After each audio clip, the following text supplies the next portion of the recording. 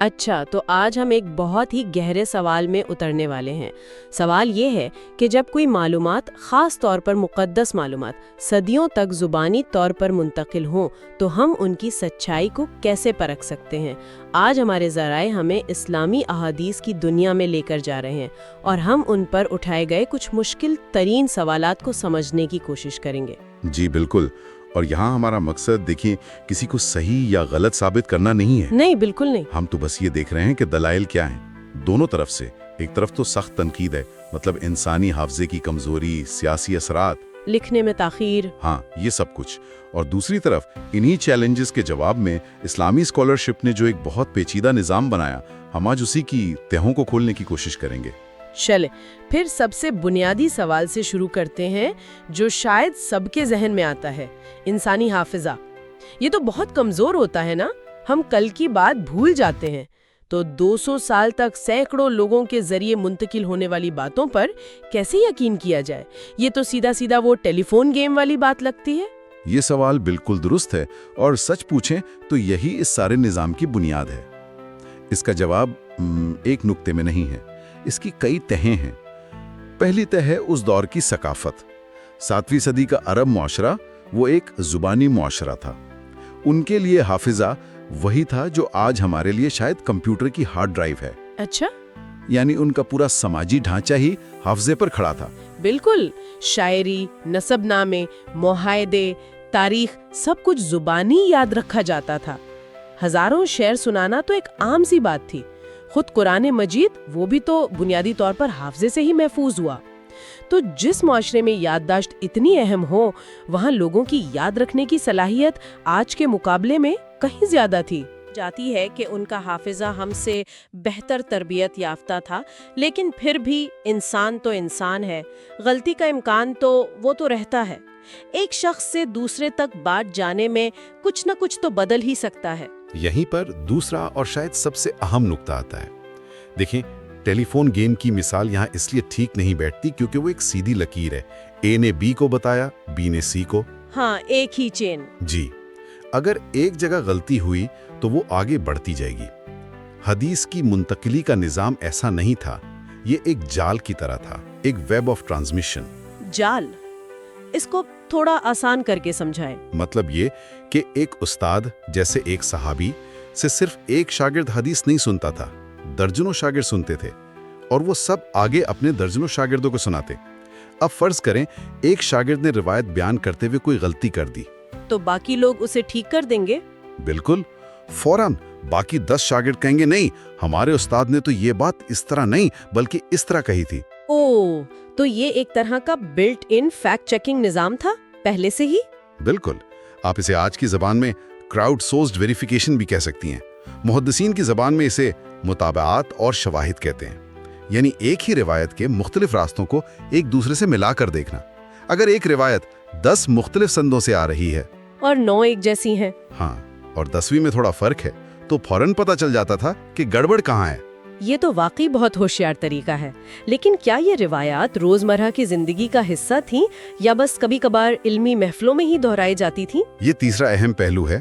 احادیث صرف کتابوں میں رکھنے کے لیے نہیں تھی، انہیں روزانہ کی بنیاد پر دہرایا جاتا تھا، تدریسی حلقوں میں، نمازوں کے بعد، قانونی مسائل پر بحث کے دوران۔ یہ ایک زندہ علم تھا۔ یہ عمل مسلسل مشق کا کام کرتا تھا، جس سے حافظے میں چیزیں پختہ ہو جاتی تھی۔ یہ کوئی عام گواہی نہیں تھی، یہ ایک مذہبی فریضہ تھا جس میں لوگ انتہائی احتیاط برتتے تھے۔ ٹھیک ہے، تو اگر ہم مان لیں کہ غیر ارادی غلطیوں کو پکڑنے کا ایک نظام تھا، تب بھی ایک بہت بڑا مسئلہ باقی ہے، اور وہ ہے جان بوجھ کر کسی سیاسی فائدے کے لیے کوئی بات گھڑنا۔ اموی اور عباسی خلفاء کے ادوار میں تو شدید سیاسی کشمکش تھی۔ کیا اس دور میں حدیثیں نہیں گھڑی گئیں؟ یہ اعتراض سب سے سنگین ہے، اور ہمارے ذرائع بتاتے ہیں کہ مسلم علماء نے اسے کبھی نظر انداز نہیں کیا۔ بلکہ سچ تو یہ ہے کہ انہوں نے اس مسئلے کو اتنی سنجیدگی سے لیا کہ اسی کے جواب میں ایک پورا علم رجال یا جرح و تعدیل وضع کر دیا۔ وہ مانتے ہیں کہ ہاں، سیاسی مفادات کے لیے حدیثیں گھڑنے کی کوششیں ہوئیں، لیکن ان کا استدلال یہ ہے کہ جیسے ہی یہ بیماری پیدا ہوئی، اس کا علاج بھی تیار کر لیا گیا۔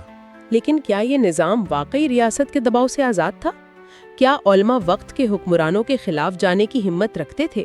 تاریخ ہمیں یہاں کچھ حیران کن مثالیں دیتی ہے۔ سب سے مشہور مثال امام احمد بن حنبل کی ہے۔ جب عباسی خلیفہ المامون نے خلق قرآن کے نظریے کو ریاستی عقیدہ بنا دیا اور سب پر دباؤ ڈالا تو انہوں نے ماننے سے انکار کر دیا۔ جی، انہوں نے انکار کر دیا۔ انہیں قید کیا گیا، کوڑے مارے گئے، لیکن وہ اپنے موقف پر ڈٹے رہے۔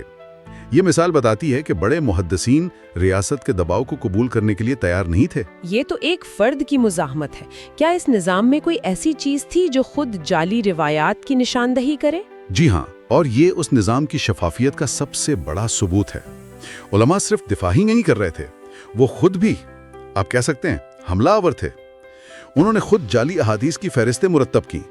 ابن الجوزی کی کتاب الموضوعات اس کی سب سے بڑی مثال ہے، جس میں انہوں نے سینکڑوں گھڑی ہوئی روایات کو جمع کر دیا۔ یعنی وہ جعلی خبروں کے خلاف ایک طرح کی اینٹی وائرس لسٹ بنا رہے تھے۔ بالکل، یہی بات ہے۔ یہ ایک خود احتسابی کا نظام تھا جو کسی بیرونی تنقید سے پہلے اندر سے ہی صفائی کر رہا تھا۔ اچھا، یہاں ایک اور نکتہ ہے۔ جو کتابیں آج سب سے مستند مانی جاتی ہیں، جیسے صحیح بخاری اور صحیح مسلم، ان کے بارے میں کیا خیال ہے؟ کیا ان میں بھی کوئی ایسا مواد ہے جو اس نظریے کی تردید کرے کہ یہ صرف حکمرانوں کی حمایت میں لکھی گئیں؟ یہ بہت اہم سوال ہے۔ اگر یہ کتابیں صرف سیاسی پروپیگنڈا ہوتیں تو آپ کو ان میں صرف وہی مواد ملتا جو حکمرانوں کو پسند ہوتا، لیکن حقیقت اس کے برعکس ہے۔ صحیح بخاری اور مسلم میں آپ کو ایسی احادیث ملیں گی جو حکمرانوں پر سخت تنقید کرتی ہیں۔ ان میں امویوں کے سب سے بڑے سیاسی مخالف حضرت علی رضی اللہ عنہ کی فضیلت میں روایات موجود ہیں۔ تو امام بخاری ایسی روایات کیوں شامل کرتے؟ بالکل، اور یہ جو بات کہی جاتی ہے کہ امام بخاری نے 6 لاکھ روایات میں سے صرف چند ہزار کا انتخاب کیا۔ ہاں، کچھ لوگ اسے ایسے دیکھتے ہیں کہ اصل مواد تو بہت کم تھا، باقی سب ناقابل اعتبار تھا۔ اور محدثین اسی کو اس نظام کی سب سے بڑی طاقت سمجھتے ہیں۔ یہ نقطہ سمجھنے والا ہے۔ 6 لاکھ روایات کو رد کرنا اس بات کا ثبوت ہے کہ یہ نظام کام کر رہا تھا۔ اس کا مطلب ہے کہ کوالٹی کنٹرول کا معیار انتہائی سخت تھا۔ یعنی یہ بدعنوانی نہیں بلکہ انتہا درجے کی علمی دیانتداری کا ثبوت ہے۔ جی، یہ سوچ کو بالکل الٹا کر دیتا ہے۔ ٹھیک ہے، یہ واقعی ایک الگ زاویہ ہے۔ اچھا، اب میرے ذہن میں ایک بہت بڑا سوال آ رہا ہے۔ اگر یہ احادیث اتنی ہی اہم تھیں تو انہیں لکھنے میں 2 صدیاں کیوں لگ گئیں؟ یہ تاخیر تو شکوک و شبہات کو مزید بڑھا دیتی ہے نا؟ حضرت عمر رضی اللہ تعالیٰ عنہ نے خود بھی تو منع کیا تھا۔ یہ ایک ایسا سوال ہے جس پر بہت بحث ہوئی ہے، اور اس کا جواب بھی سیدھا نہیں ہے۔ سب سے پہلی اور سب سے اہم وجہ تھی قرآن مجید کو اولیت دینا۔ ابتدائی نسل کے مسلمانوں کے لیے سب سے بڑا چیلنج قرآن کو ہر قسم کی ملاوٹ سے پاک رکھنا تھا۔ انہیں ڈر تھا کہ کہیں لوگ قرآن اور حدیث میں فرق نہ بھول جائیں۔ بالکل، یہ ایک حقیقی خدشہ تھا۔ تو کیا اس کا مطلب یہ ہے کہ 200 سال تک کچھ بھی نہیں لکھا جا رہا تھا؟ سب کچھ صرف حافظے پر ہی چل رہا تھا؟ نہیں، یہ تاثر بالکل غلط ہے۔ سرکاری سطح پر کوئی مجموعہ تیار نہیں ہو رہا تھا، لیکن انفرادی سطح پر صحابہ اور ان کے شاگرد نوٹس لے رہے تھے۔ اس کی سب سے مشہور مثال حضرت عبداللہ بن عمر کا صحیفہ صادقہ ہے۔ وہ خود لکھتے تھے؟ جی، وہ رسول اللہ صلی اللہ علیہ وسلم سے سن کر خود لکھتے تھے۔ اسی طرح حمام بن منبہ کا صحیفہ ہے جو آج بھی موجود ہے۔ تو تحریر کا عمل جاری تھا، لیکن ذاتی نوٹس کی شکل میں۔ تو پھر باقاعدہ کتابیں لکھنے کی ضرورت کیوں پیش آئی؟ یہ ایک فطری ارتقائی عمل تھا۔ جیسے جیسے اسلام پھیلا اور پہلی نسل کے لوگ، صحابہ اور تابعین، دنیا سے رخصت ہونے لگے، تو علماء کو یہ احساس شدت سے ہوا کہ اس علم کو بکھرے ہوئے صحیفوں اور لوگوں کے حافظے سے نکال کر منظم کتابوں کی شکل میں جمع کر لینا چاہیے۔ اور حضرت عمر رضی اللہ تعالیٰ عنہ کے موقف کو ہم کیسے سمجھے؟ دیکھیں، ان کی احتیاط حدیث کی اہمیت سے انکار نہیں بلکہ قرآن کی مرکزیت کو قائم رکھنے کے لیے تھی۔ وہ خود قانونی فیصلوں کے لیے دوسرے صحابہ سے احادیث کے بارے میں پوچھتے تھے۔ ان کا مقصد صرف یہ تھا کہ امت کی اولین اور غیر متنازع بنیاد قرآن ہی رہے۔ اچھا، اب آتے ہیں خود اس توثیق کے نظام پر، یعنی اسناد اور جرح و تعدیل۔ یہ سننے میں تو بہت متاثر کن لگتا ہے، لیکن کیا یہ ممکن نہیں کہ پوری کی پوری اسناد ہی جعلی بنا لی جائیں؟ اور یہ جو راویوں پر تحقیق کا عمل تھا، یہ کتنا موزوں تھا؟ کیا ذاتی پسند ناپسند اس پر اثر انداز نہیں ہو سکتی تھی؟ یہ اس نظام کے دل پر کیا گیا وار ہے، اور محدثین نے اس کا بھی دفاع کرنے کی کوشش کی ہے۔ پہلا سوال اسناد کی جعلسازی کا ہے۔ وہ اسناد کو صرف ناموں کی ایک لسٹ کے طور پہ قبول نہیں کرتے تھے، وہ ہر کڑی کی تاریخی جانچ پڑتال کرتے تھے۔ 1 منٹ، اسے بالکل آسان لفظوں میں سمجھائیں۔ تاریخی جانچ پڑتال کا مطلب کیا ہے؟ بالکل، وہ دیکھتے تھے کہ سند میں موجود راوی الف اور اس کے استاد بے کی تاریخ پیدائش اور وفات کیا ہے۔ کیا ان دونوں کی زندگی میں ملاقات ممکن بھی تھی؟ کیا وہ کبھی ایک ہی شہر میں رہے تھے؟ اگر کوئی راوی جو ساری زندگی عراق میں رہا یہ دعویٰ کرے کہ اس نے مصر کے ایک عالم سے حدیث سنی ہے جس سے اس کی ملاقات کا کوئی ثبوت نہیں، تو اس کی سند کو فوراً مسترد کر دیا جاتا تھا۔ ٹھیک ہے، یہ تو ایک موضوعی پیمانہ ہوا، لیکن جب بات راوی کے کردار یا حافظے کی ہو وہ تو موضوعی ہو سکتا ہے۔ آپ نے جرح و تعدیل کا ذکر کیا، اس کا کیا مطلب ہے؟ جرح کا مطلب ہے کسی راوی کو کمزور قرار دینا، اور تعدیل کا مطلب ہے اسے قابل اعتماد قرار دینا۔ اور آپ کا سوال بالکل بجا ہے کہ اس میں موضوعیت آ سکتی ہے، لیکن محدثین نے کوشش کی کہ اس کے لیے بھی موضوعی وجوہات بیان کی جائیں۔ مثلا وہ یہ نہیں کہتے تھے کہ یہ راوی مجھے پسند نہیں ہے، اچھا، بلکہ کہتے تھے اس کا حافظہ آخری عمر میں کمزور ہو گیا تھا، یا وہ جھوٹ بولنے میں مشہور تھا۔ یہ ٹھوس وجوہات ہوتی تھی۔ لیکن اگر یہ نظام اتنا ہی موضوعی اور قابل اعتماد تھا تو پھر سنی اور شیعہ حدیث کے مجموعوں میں اتنا بڑا فرق کیوں ہے؟ یہ ایک بہت اہم نکتہ ہے۔